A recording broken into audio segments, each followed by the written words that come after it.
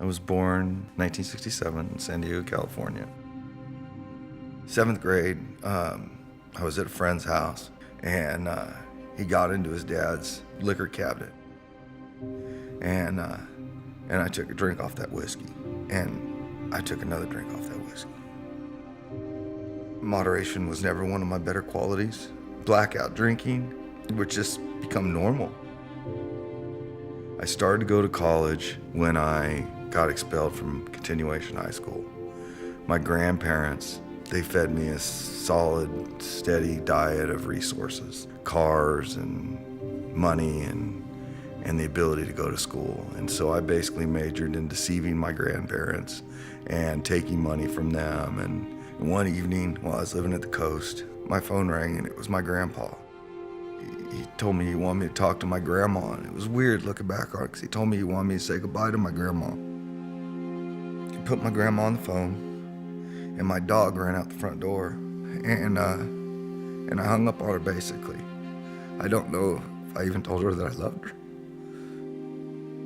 But that night, my grandfather decided that it was the end of the road, and he shot my grandmother, and then he killed himself. I felt very guilty that I wasn't there for him, and that he felt like this was his only choice. The first time I was married for only 18 months. Drugs and alcohol were predominant. I got married to my second wife, and that marriage lasted for about 13 years, 14 years. In August of 2008, I was packing a U-Haul for, of all places, Las Vegas, Nevada.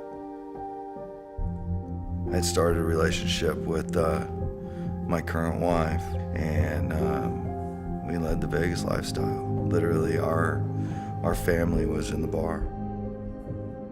But in January of 2015, I woke up at 5 o'clock on a Sunday morning, and I just knew that I needed to go to church. And we went to Central. And so I went and found a parking spot, and I parked the car, and I looked up on the side of the building, and there's this huge sign, and it said, "It's okay not to be okay." And I sat there just kind of fighting back tears, because it's like, you have no idea what just pulled into your parking lot. We walked in, and man, when the bass line hit and I heard the music, it was just like, I don't know how to explain it other than tell you I knew I was home. That same kind of experience would happen every time we'd go back.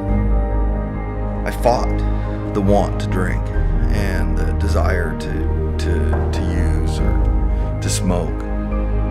I read 1 Corinthians 10:13, which says something to the extent of, while you'll be faced with all these different trials, God will always give you a way out. I can tell you that it's true that God did for me what I was incapable of doing for myself. He healed and fixed things in me that I never thought would change. And that it's through His love and grace that I get to be a better man.